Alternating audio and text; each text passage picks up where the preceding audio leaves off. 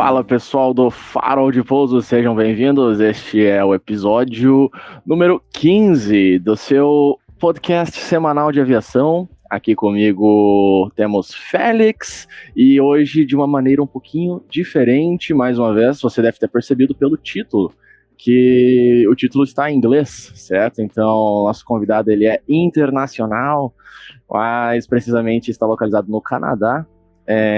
Eu vou passar agora a bola para o Felix, já vai fazer toda a introdução em inglês. Hey. What's up, Felix? How are you doing? What's up, JV? Good morning. Good morning.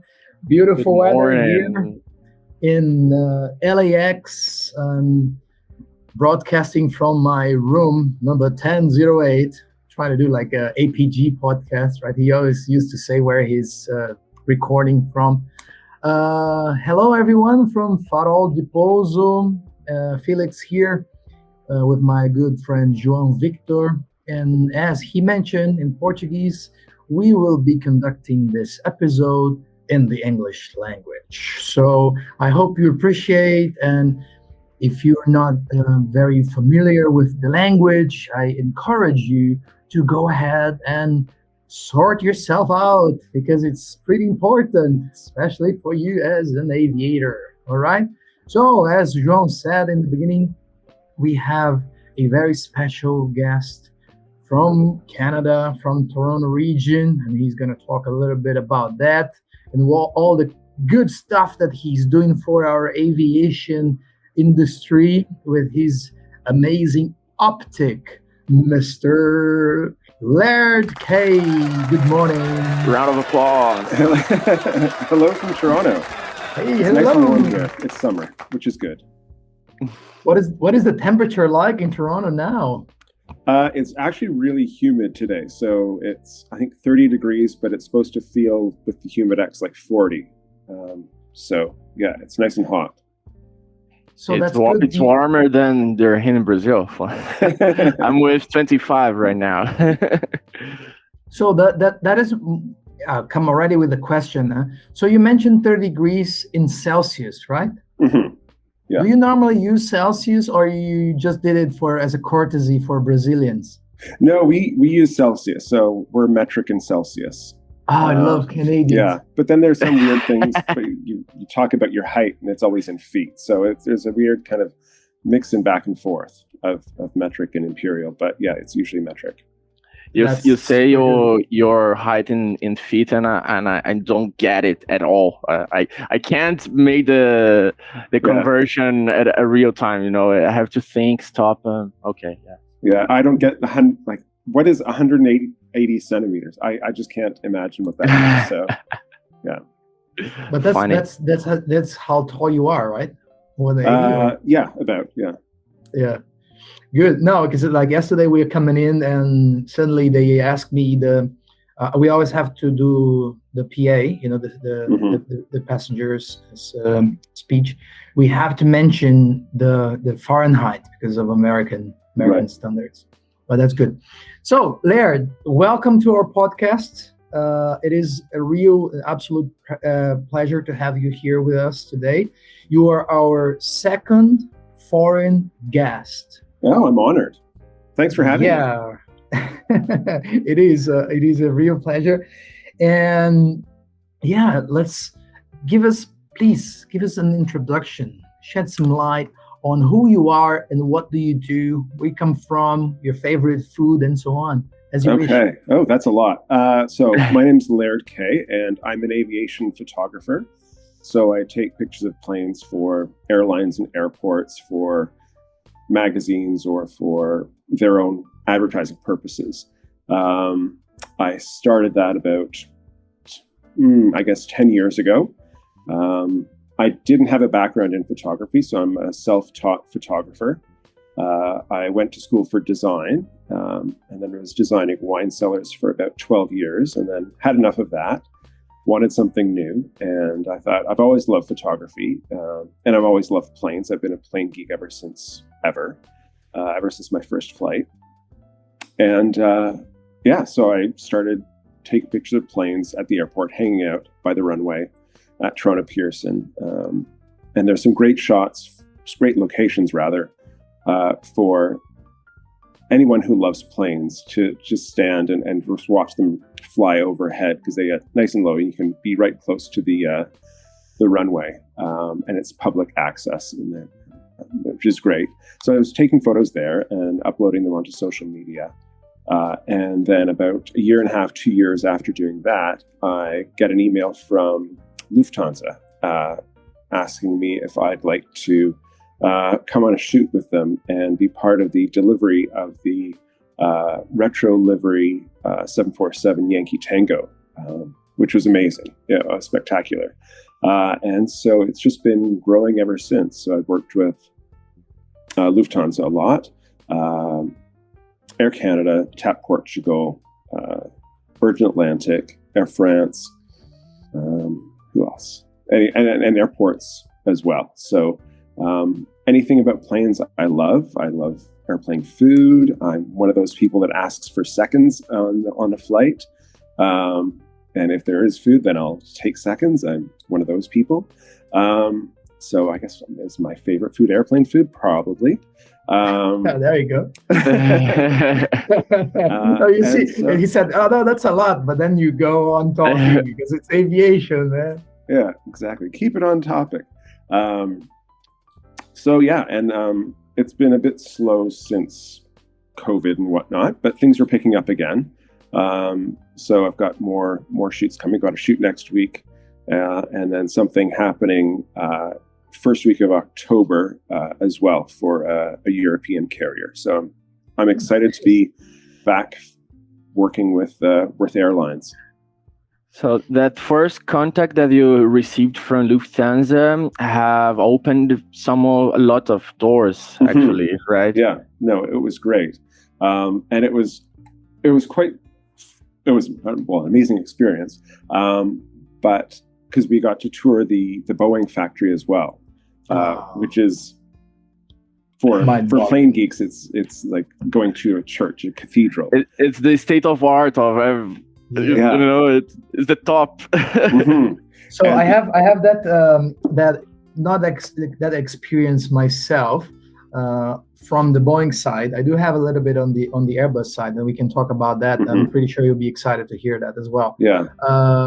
But what I understood is I did a tour in the Hamburg Finken factory with this captain who he went to Seattle to pick up a Boeing plane there, and he mentioned that, like, man, think about Americans doing the American way on showing people around, and that's how Boeing tour is. It is meant for amazing sights and amazing experience. So tell us, how was that, man? What's your view on the Boeing? So if you have to explain, because I don't know if you can take pictures. At least in Hamburg, you're not allowed to. No, well, that's the thing. Because I'd been to the factory before, and you go on the tour, and it's incredible to see these giant planes getting put together by hand, essentially. Of course, there's machines part of it, but all the riveting and people are involved. And it's like this. People are part of this machine putting these planes together. And it's very well organized. It's very clinical. It's very clean, but you're not allowed to take photos as part of the public tour. However, when I was on the Lufthansa tour, because you're with an airline, then you're allowed to take photos, which hooray, hooray, hooray for me. I was very happy about that. So I got some cool shots of them putting the planes together. So it's nice to document that and take photos that most people aren't allowed to. So I was lucky with that access. So taking photos of the plane, those 747s being made, and then taking photos of the empty aircraft. So it had yet to be delivered. So it hadn't taken any passenger flights yet. So it was totally clean, new plane smell, and the engine still had that blue tinged the engine cone because they were so new.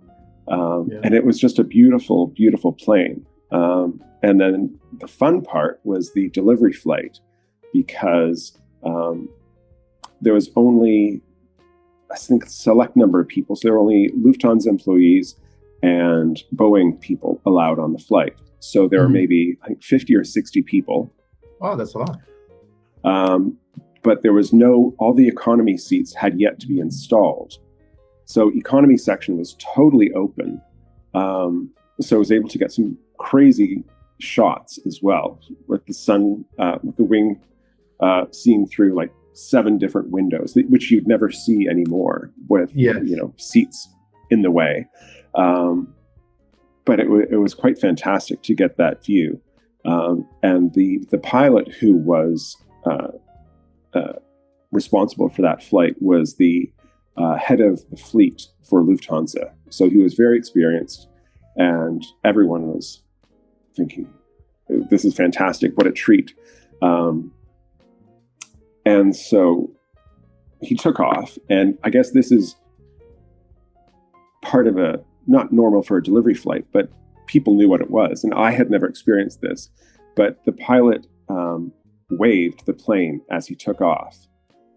So he dipped the wing to the one side and then dipped the wing to the other side, and back and forth and back and forth. And of course, you could never do that with passengers on board. And the plane was empty. There was no luggage or anything like that. So it was very light.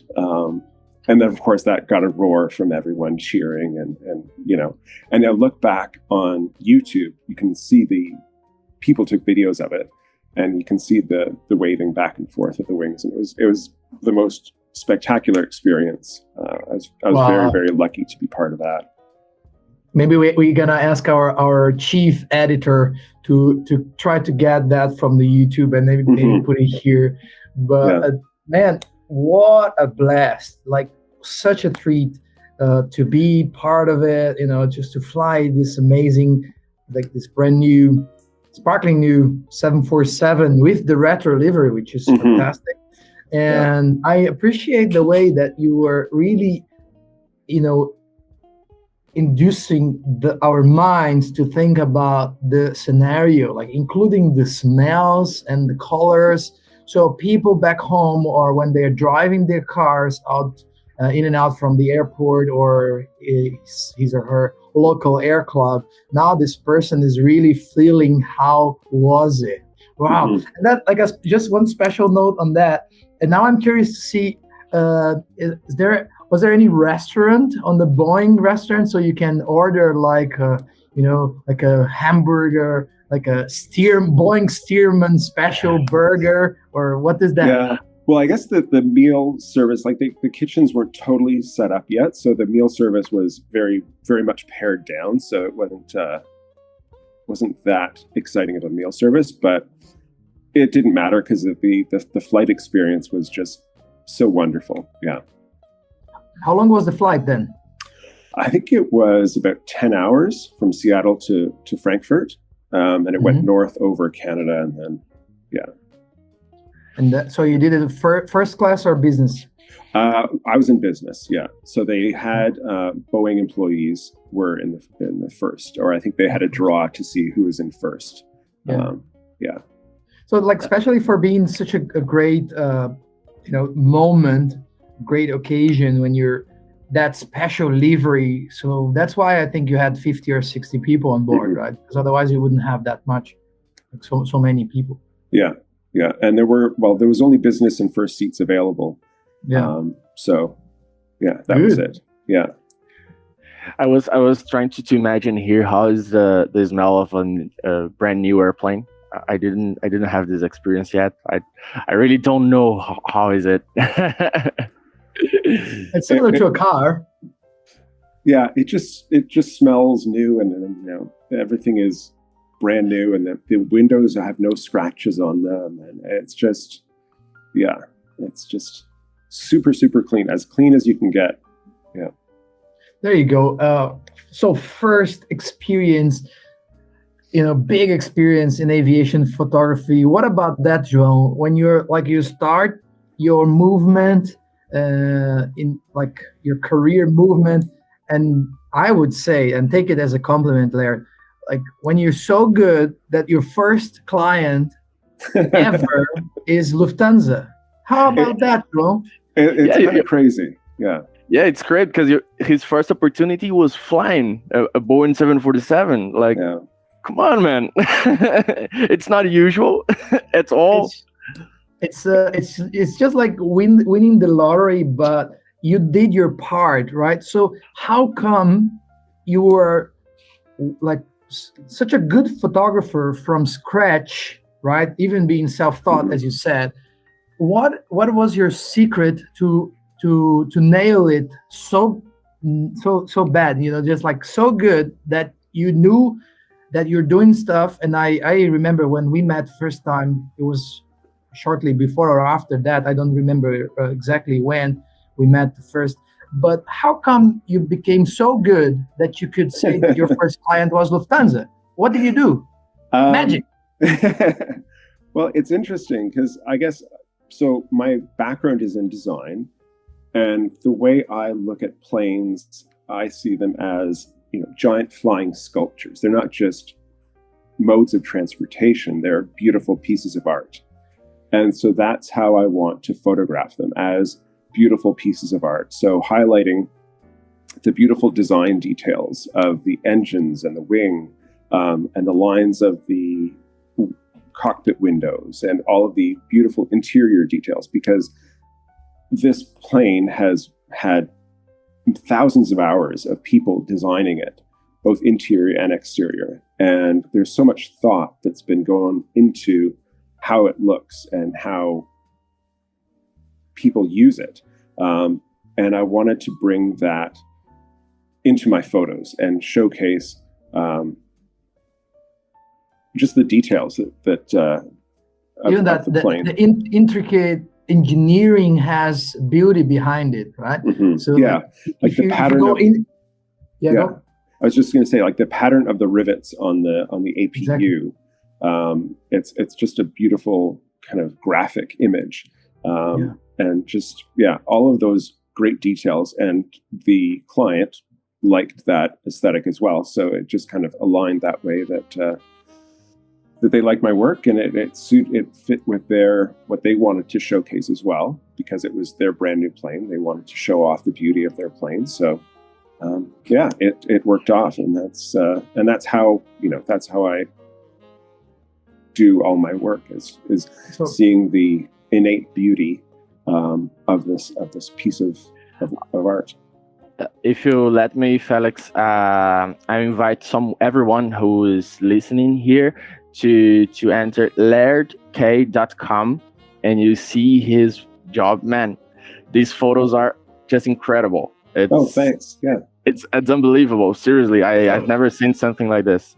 Seriously. So there you go, www.lairdkay.com, and that's Lima Alpha India Romeo Delta Kilo Alpha Yankee. Yeah, K like Mary Kay is the same writing. Very good. Oh man, and I imagine this chairman marketing guy, or maybe it was someone from anywhere else, but I'm just trying to pretend an accent here, so that like they go like, oh, we have to select like this photographer, and maybe they have a couple of options, and you were the one selected. Just to give us a time frame, how long ago was it when you received that email or phone call? I think the Lufthansa shoot was 2016 or 2017. I'm just looking at my hard drives, and I've got them dated. So it was 2016. Yeah.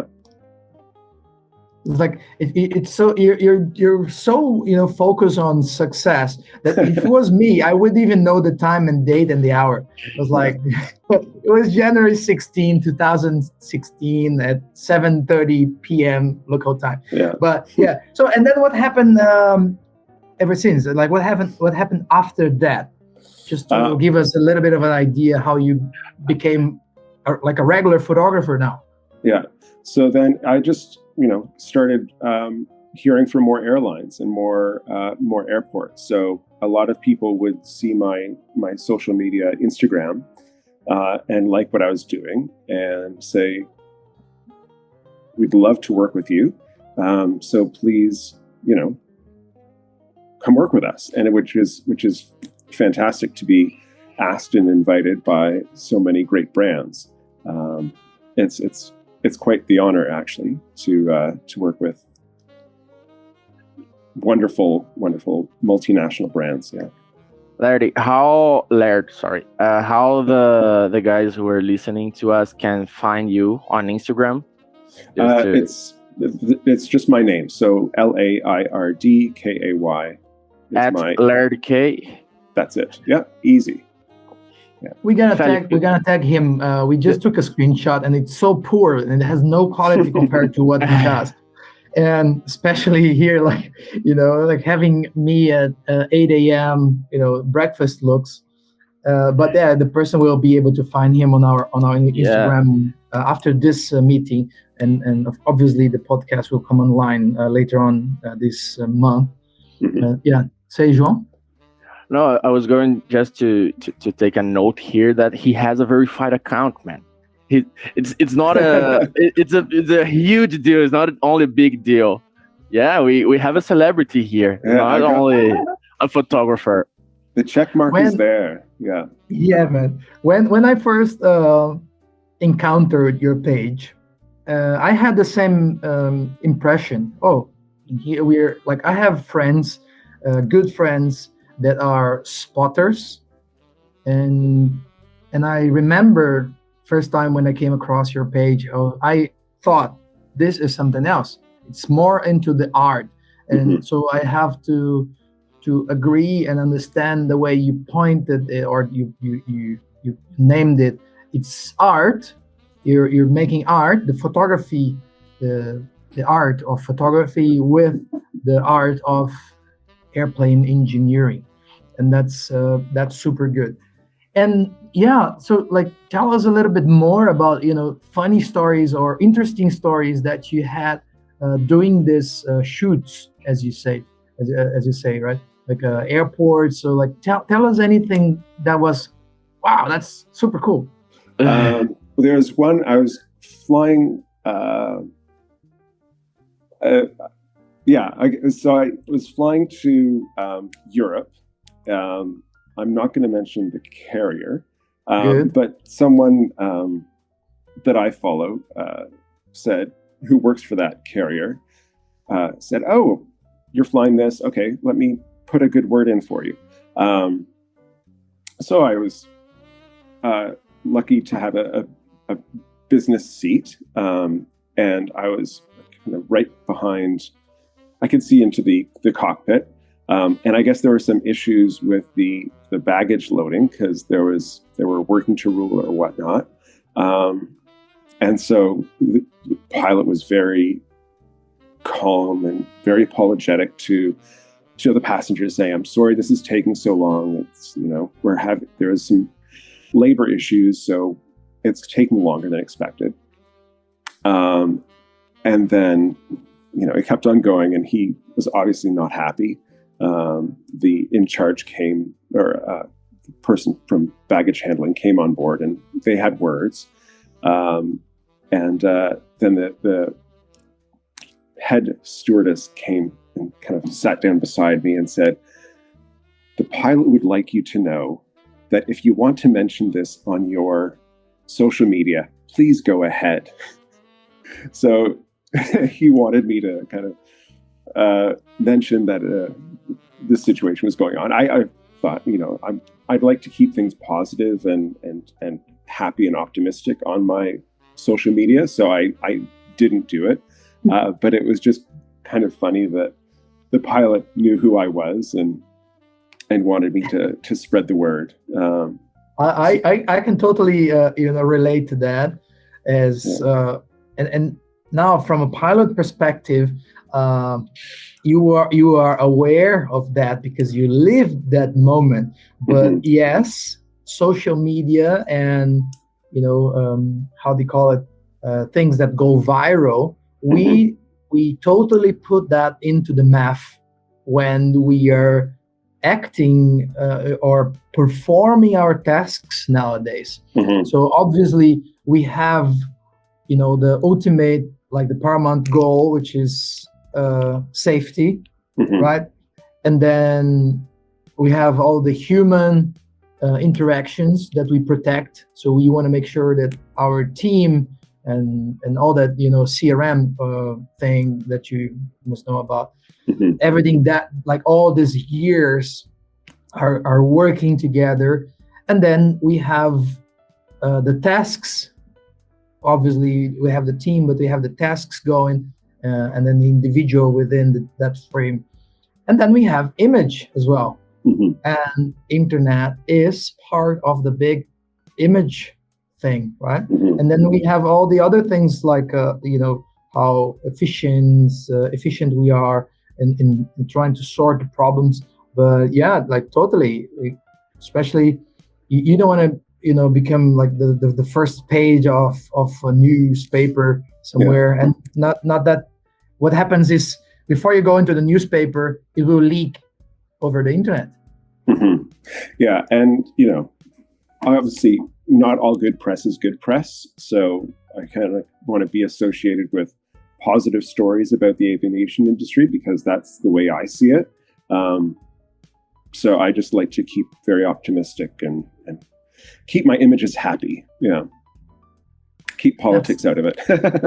That's really good.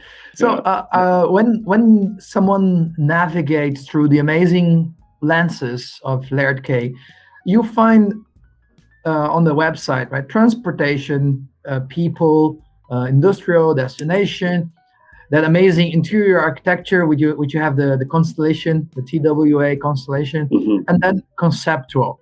Like, why did you choose to distribute your pictures in that way? It's just easier for people to navigate subjects. So if someone's looking for transportation photography, then they know. I wanted to include conceptual as well, because those are photos that have been exhibited in galleries and whatnot. So I wanted to keep that kind of as separate art photography, separate from the commercial and editorial photography. I see that the man is riding an ostrich, or what is that? Yeah, so that's an image. That's a photo series that I did of my mother's South African. I was born there and emigrated. So these were old videos, family videos that were taken. And so what I did is I played the videos on the TV and then did snapshots of the TV with long exposure, so that it looks kind of grainy and there's movement to it. So yeah. But yeah, riding an ostrich was, they went to the ostrich races, and that was a thing. So, nice. Yeah. So there you go. That tells us a little bit of the history of Canada. Canada has, as the US and obviously the whole countries, all the countries in Americas, a huge history of immigration, right? So, if you're not familiar with the word ostrich, is that the big, large bird that doesn't fly, avestruz. That's what we're talking about. Very good. And I found it interesting. I wanted to ask you about, like, how come you have this guy riding ostrich in such a nice aviation environment? Yeah, it's just something different, because not everyone who's looking at my portfolio is as focused on aviation or transportation as I am. So just want to give people as many opportunities to see some of my work. And you have Lego there as well, and that's why I've sent you the question about Lego the other day, because I think maybe our age, like, type, we are very Lego oriented, right? I think we always played with Lego as kids, so yeah, it's I think it's a connector through generations, because it's been a toy for so long, for so many, that everyone has memories of playing with Lego. You had Lego airports when you were a kid? I didn't. There's so many more kits nowadays. I just had regular blocks and the colors now are totally different from the colors that I had growing up. Yeah. I'd like to ask you some technical questions now for those who want to know about your decision making, if I may say it, before shooting for some specific job? Do you have more than one camera, and how do you choose them? What are the lenses that you have for, and how do you separate them? And afterwards, do you use Photoshop for editing or any other software? So I have 3 cameras. So I was using a Nikon D850, and now I've invested in a medium format Fuji GFX 100S, which is amazing. But my rule is to, when I go to a shoot, always have 2 cameras, because if one camera breaks down or falls apart, then you always have a backup. So always bring 2 cameras, one to use as backup. In terms of lenses, I use everything from wide angle to zoom to get those detail shots. It's a bit crazy changing lenses during a shoot. So, for example, the shoot that I did a couple of years ago for Lufthansa, they wanted photos of every new plane every plane type rather that they have in their new livery. So for all the way from the CRJs up to the A380s. And so to get the shots, what I had done a storyboard with some bad sketches, just so I could kind of show the client, saying, this is kind of the shots that I'm looking for. And then they looked through that and said, yes, that all looks good, go ahead. So that was helpful to show the client what will likely happen. But for the shots, we were lucky that the weather was fantastic. The shoot, I went back and forth to Europe 3 times for those shoots. Nice. But the weather was fantastic every day, which was incredibly lucky. The crazy part was that we had a cherry picker. I don't know what the term is in Portuguese for cherry picker. Cherry picker, I'll say in Portuguese, okay, guys? Cherry picker é tipo aquele um tratorzinho que vem com um suporte, com um pescoço com hastes assim, que eles usam normalmente para fazer manutenção de APU ou para fazer a inspeção do estabilizador. Andaime. É um carrinho que tem um andaime elevadiço, assim, né? E aí, normalmente, eles conseguem movimentar aquela cabine, tipo, que nem na rua, por exemplo, tem a companhia de trânsito que quer fazer um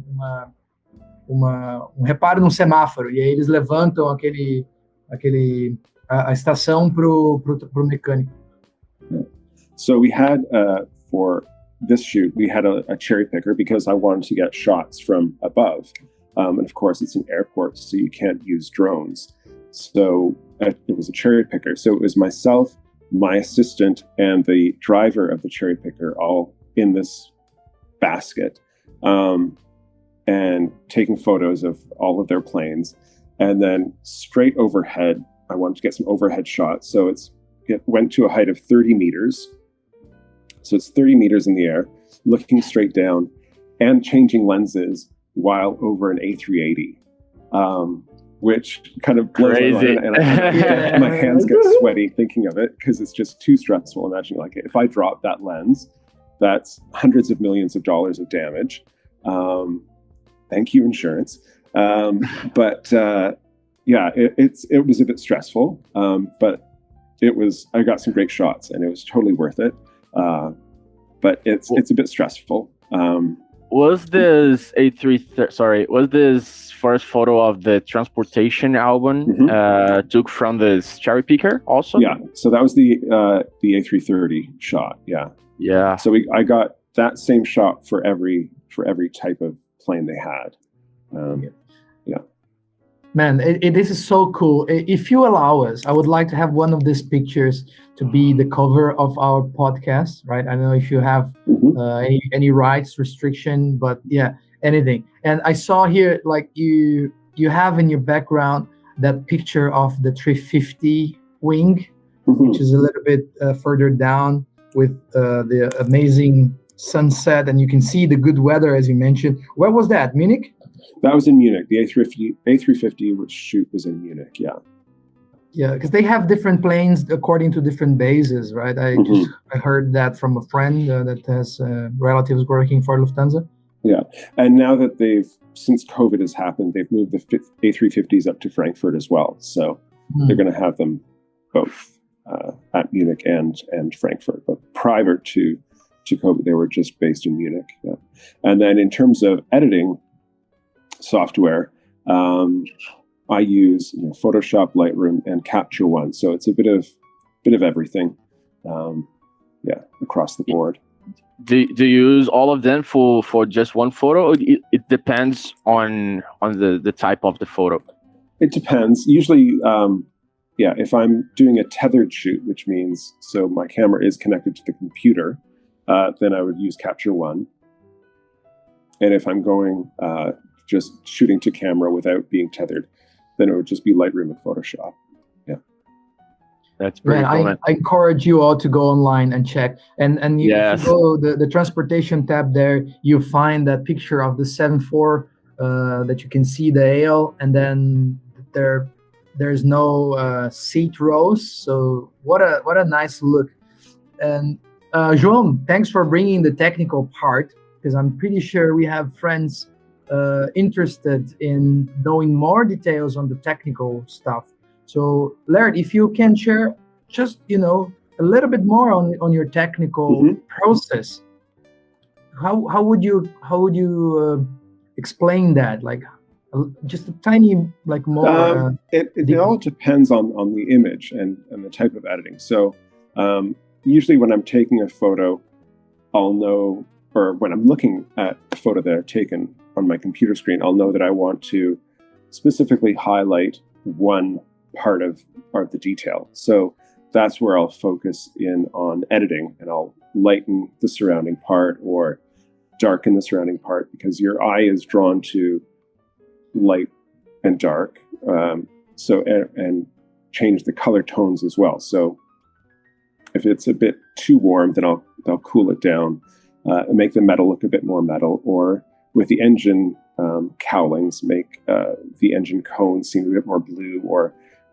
there's lots of ways to slightly edit them without making them look fake, essentially. Yeah. I can see that. Laird, do you can tell us how was your job for Gulfstream? I'm really curious about it. Oh, that was fun. So I did two shoots with Gulfstream. The first one was aboard the 350 ER, and I was in Orlando for that.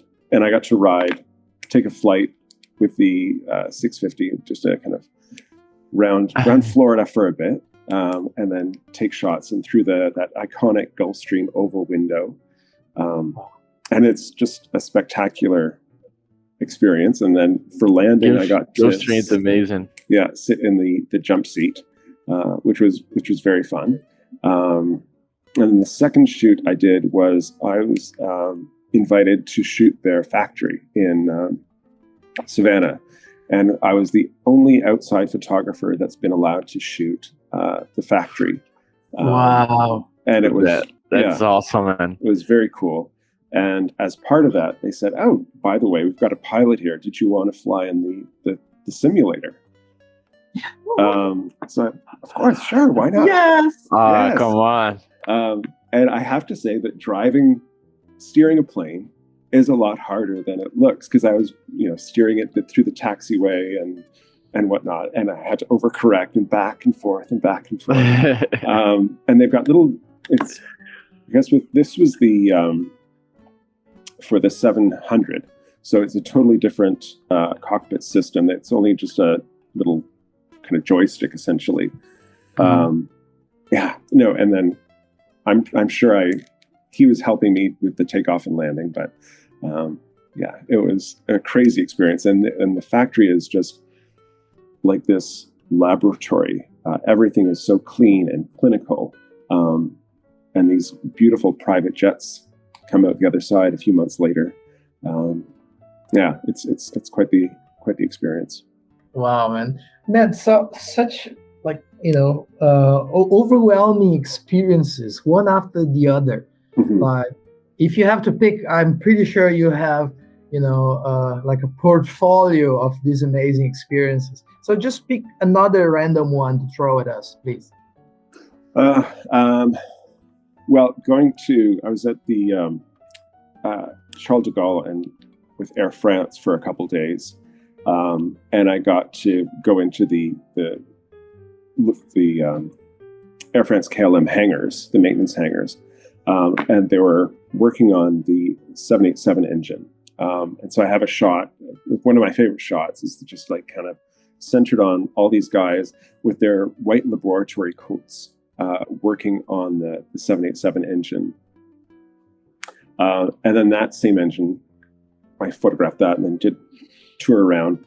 And then a couple hours later, that same engine was being taken into the testing facility. So that giant room that's all silver clad, and where they kind of hook the engine up and start the engine. And then they power it up for a couple hours. And so we were actually allowed to be in that room when it's just powered up. So I was in there while this engine is spooling up. And it was the most amazing experience. I didn't know that they spray water into it while it's going, just to see if it's actually working and how and see what's happening. But it was some relight or like resistance to water ingestion and so on. Yeah. But being in that room was spectacular because I'd seen photos of it, and I thought, that'd be so cool to go in there and experience. Yeah. So that was fun. And all of these experiences started with an email from Lufthansa, right? Yeah. Weird things happen. Out of the blue. Yeah. But it's not totally weird. It's like you deserve this. It's a recognition. It's an award for a very great job. And for us here, it's rewarding to have you, talking to us. Like we're doing this podcast and our YouTube channel and our little Instagram page, and we're not big, but I feel very honored that you accepted our invite, and you've always been very grounded, and I'm glad to see you're the same, easygoing, very nice, talkative person that once we met in Toronto somewhere in a cafe, right? That was really nice. Yeah, well, I always love talking about planes, and so I'm always happy to. Yeah. When we met, one thing that we did was because I wanted to purchase that 747 T-shirt for my wife. You remember? Yeah. And we took some pictures, and then that's the hook. Do you still do this kind of things, like printing out like T-shirts and having them for sale as well? Yeah. So that was I had started a clothing line called Very Plain Clothes because I thought, I've got all these great images, but also years ago, people used to dress up for planes. It was such an event to fly. And so that I thought, okay, so people aren't really dressing up now, but hey, now you can dress up and wear the plane. So that was the reason why I started this clothing line. And it was really successful. It was I was lucky enough to get it stocked at Colette Design Store in Paris. Wow. And had two collections sell out there. So that was amazing. It's gone quiet since COVID because of, along with other industries, supply chain issues have been an issue. So hopefully in a couple months, it'll be restarting.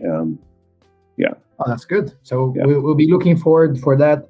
And this is one of the parts that we always like to talk about, the future, what is coming up next. So, and I was due to ask you about the questions as with your pictures there. So you have the portfolio, right? You have your website. And is that for someone to hire you as a photographer, or if I want to buy that constellation picture to put on my wall, can I purchase that directly from you?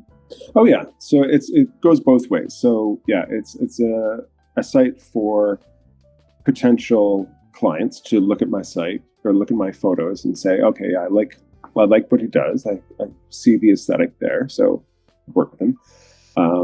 And also, yeah, if people want to purchase prints, then they can certainly email me and let me know what size they want, and we go from there. Yeah, that's good. Yeah, and I really hope your clothing enterprise comes up and comes really with power and strength as everything. I really wish it goes well over past the pandemic. Yeah. How was your pandemic experience? How did that impact you? It was, well, I had lots of jobs lined up and those stopped. But I always kept in touch with clients and planning future projects, and that's always good. So projects that I had planned during pandemic are now panning out. So I've got a photo shoot next week and then another one later in October. So that's happening. So things are coming up, and I did have a shoot for Air Canada during the pandemic because the CEO, Kaylin Rovanescu, was retiring. So they wanted to have a special livery plane set up, and they wanted me to photograph that, and those photographs would be given to him as a retirement present. So I did that in January, I guess. Yeah. And he retired in February. So yeah, so there were some jobs here and there. But it was just, I did a new website, so that worked out during COVID. It's just, keeping in touch with clients, reaching out to new clients, saying, when this is all over and sorted, you'll be needing photos, of course. So yeah, and now it's kind of picking up again, which is great. I noticed, and we had a quick chat about it, that you have now this agency behind you. Yeah. So yeah, now I'm represented by an agent, which is great.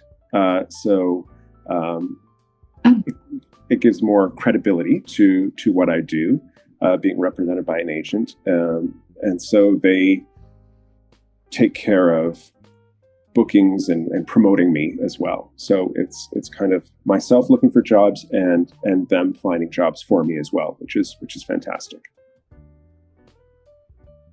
Wow, that is super good. We are. I think João. João is speechless, as you can as say. Usual. When it's always nice to see João's reaction. He's always like that. He goes like, "Wow, super excited," and then maybe like he's so into the conversation that suddenly he becomes quiet. So what are you thinking about, João? We're talking to a celebrity and we didn't realize it yet. That's it. It's unbelievable what one is, I don't know, one small gesture, let's say, from Lufthansa, it changed your life. I can imagine how it has changed, and I don't know. I just loved your photos, seriously. Oh, thanks. Yeah, it's been great, and I love working with airlines, and it's fantastic. The next thing, what I'd love to do is, which I haven't done yet, which would be air to air. So I would love to try to do an air to air shoot, which would be spectacular. Yeah, I think this is part of the aviation photographer's goal, right? Or like dream job. So how could you see that happening? Because that's also part of our last questions, like where would you like to be in 5 or 10 years from now? So that's part of that answer. So how do you see that this could happen? Maybe Gulfstream will invite you if who knows? Who knows? It's just, I did, when I was in LA a couple years ago, I did the helicopter shoot, which is I remember that. Yeah. I was going to ask you, how was this shooting? I'm looking at Aviation photo here. Mm-hmm. Very cool. It's crazy cool. The weird thing is, even though I'm an aviation photographer, I'm afraid of heights. So doing a photo shoot in a helicopter with the door off, it was my first time in a helicopter. It scared me because wind and nothing below you but the ground, which is hundreds of feet away. But it was worth for the photos, and it was a great experience. And so I don't know how air to air will happen, but I'm just putting it out there in the universe that I'm up for it. So if who knows? It will happen. It will happen, and then we will come back to record our follow-up podcast on that, right? And I would be really happy to receive a message from whenever the universe and the stars align, and they will say, and you will come to me and say, Felix, just let's go for a coffee somewhere in the UAE, because I have this aerial photo shoot to one of the big carriers in the UAE. So I'll be very, very glad to do that. I'd love to. Yeah, and I've not been to the UAE, and I've not flown any UAE carriers yet. So who knows? Who knows, right? Who knows, yeah. Yet. Question. Yet. Absolutely. Yet. That's the word to say. What about the Mercedes that you have there? And that, is that a Rimowa? Yeah, a Rimowa suitcase. So that's our car. We call her. It's a 1977 280 SE. It's your car, your family car. Yeah, and so we call the car Angela Merk because she wears the same kind of. It's the same color as Angela Merkel's pantsuits, the Chancellor of Germany. So we call our car Angela Merk, and she's a great old car and always gets some looks. But yeah, and that was a photo shoot I decided to do for myself with a Rimowa suitcase, and went to the local parking lot and took the shot. So that's super nice. So I knew, like, every it's just like music, right? If you go and ask the artist, tell me a little bit of like the behind the scenes, or like the motivation or the stories involved, you will always find this kind of stories, right? Yeah. So everything has a story. Angela. Yeah. Nice to meet you, Angela. Laird, are you still going to the airport, or I don't know, any place that has an airplane there to shoot just for fun? Oh yeah. When there are good days with weather and some good planes are coming in, then I'll kind of make a trek out to the airport. So I did that a couple, I guess. No, I say a couple weeks ago, but it's actually in May. Time is flying. I know. Crazy. And so I did that because I just got the new camera and I wanted to test it out. So I went to hang out at Toronto Pearson and found a location that's just below one of the runways. There's runways kind of goes out, and then there's a little valley with a river below it.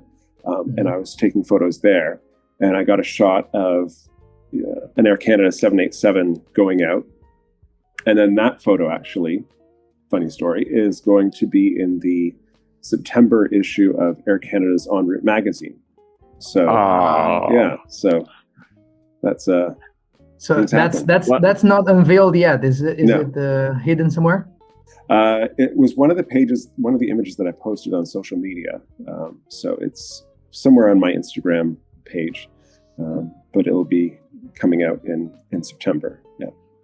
So talking about social media, you have the wallpaper highlights on your Instagram. Mm-hmm. So tell us about that. So once a month, I send out a wallpaper of the month. to anyone who subscribes to my page. So I put a link to, it's easy to register, and you just submit your email address, totally free. And then you'll automatically every month, the first of the month, get a new iPhone wallpaper or phone wallpaper, whichever phone you have. So it's just one of my favorites, images from the month usually, that I send out in large format for people to enjoy as wallpaper on their phones. Very good. So yeah, that's a suggestion for you out there. You like your aviation pictures and you like your amazing planes. So here you go, gift from Laird Kay for you. So enjoy. Yeah. Very good.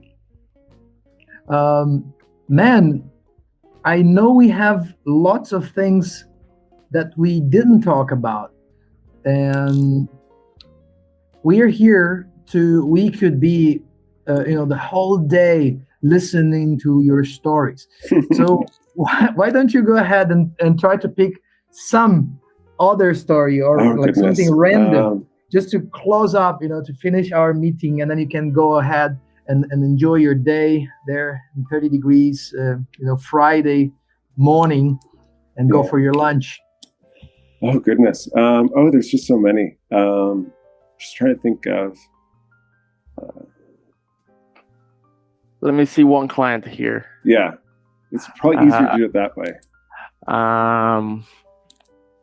When we talked about, tell me about the story. He always has something in his mind. They're like, this time Charles de Gaulle, this time there.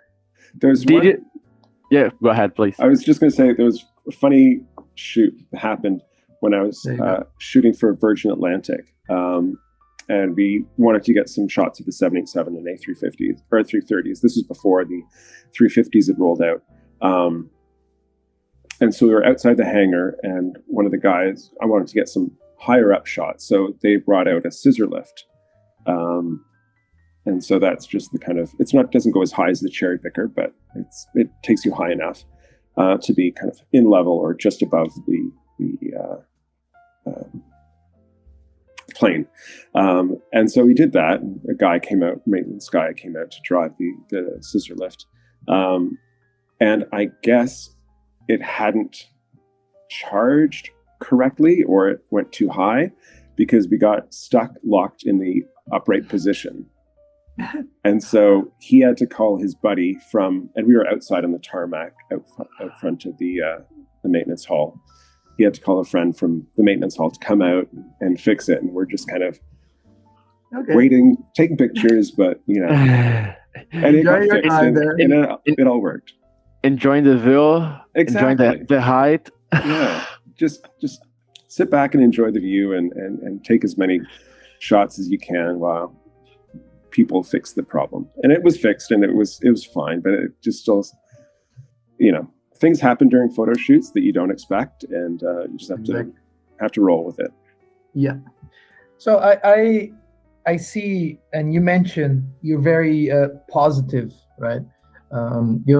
You even you mentioned like throwing things out of the universe, and so you clearly believe in this laws of attraction of good things, right? Mm-hmm.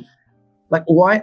Just to finish, because I always try to finish our episodes with some uplifting stories or motivational stories, especially now when we see what's going on with the pandemic, right? Mm-hmm. And the recovery after it, and we've been empathetic with lots of sad stories. So what do you have to say about that, to encourage the young guys out there to succeed? I think the way that I look at things is just do what you love, and it will find a way of happening, because things just happen for a reason. Just keep on going with it. Promote yourself. Do as much as you can to get your name out there, and people will find you if you love something enough, and have a passion for it, and show that passion in what you do. You'll be recognized for it, and that's just the way it is. Yeah. So we have some of the some of the photographers there that are listening as well, and we have one partner, Lucas. He's giving us like the rights, to use.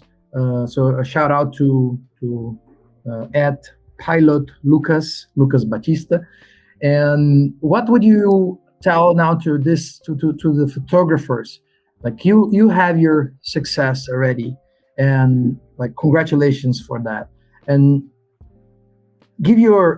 shed the light, because that's what, I don't know if you realize, most likely not your knowledge in Portuguese would allow you to do that. But Farol de Pouso means landing light, right? Mm-hmm. So it's the light that will light up the way for you to roll for takeoff or landing, right? Mm-hmm. So that's what it means. Like in the darkest hour, you switch the landing light on, and there you go. Mm-hmm. So if you have to shed the light on the photographer's path now, what else could you say? I'd say find your voice. So find a unique way of showcasing what you photograph, be it planes or food or whatever you do. But have your voice visible in your photos. Have a unique perspective, and people will see that and find that perspective interesting. Just find your voice. Yeah. So like your image signature that I can see a picture, and I know it's your picture. I can see that from already like maybe 6 years of following your job.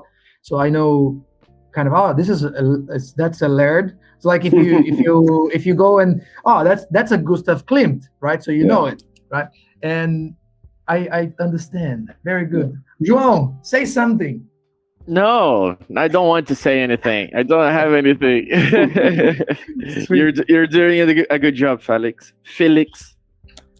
Very good. Laird Kay, it was an absolute pleasure. And as promised, we told you we wouldn't take much of your precious time. And I understand that even if you're home officing, I bet you have plenty of things to do, right? So I've got to get ready for my shoot next week. So that's planning. That's exciting. Yeah. Do you do like, just to find one?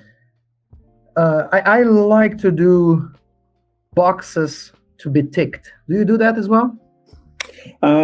In my head, I don't have enough planning foresight to actually write things down. But I have my mental checklist. Yeah. And then I go over it and over it and over it and over it. I probably should write it down because it would take less time. Yeah. It's like the guys, they laugh at me. It's like, Felix is such a raw data person, because I put it in a paper in the most ridiculous way, in like a rough, sketch, and then suddenly it becomes something. Right? But they are always laughing that when I have the idea, I put it in a piece of paper and I just throw the snapshots of it. But good. You want to say thanks, Jay? Yeah, of course, definitely. Thanks, Laird, for having us here and for sharing some experiences. And I didn't know about you, but I'm just delighted of everything that you said. Thanks. And of course, I already followed you on Instagram, and I recommend everyone who arrived here at the end of the podcast to follow him. There's such a good content there. Thanks, Laird. Well, it's been an honor, and I love talking about planes, so thanks so much for having me. So with that said, with that note on talking about planes, and after our time, I don't know how long we've been talking, because we had a bit of a briefing and a bit of a chit chat in the beginning. So I would like to close this meeting with an open invite again. So anytime, you are very, very welcome here in our Farol de Pouso studios, which happen all over the globe. And man, absolute fantastic job. And keep smiling as you always do. And thank you once more. I'm very grateful to have you here. Yeah, well, thanks again. You want to try to say something in Portuguese? You say obrigado. Obrigado.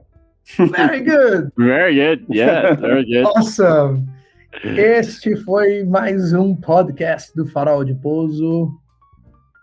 Né, João? O seu podcast semanal de aviação. Até a próxima. Valeu, tchau.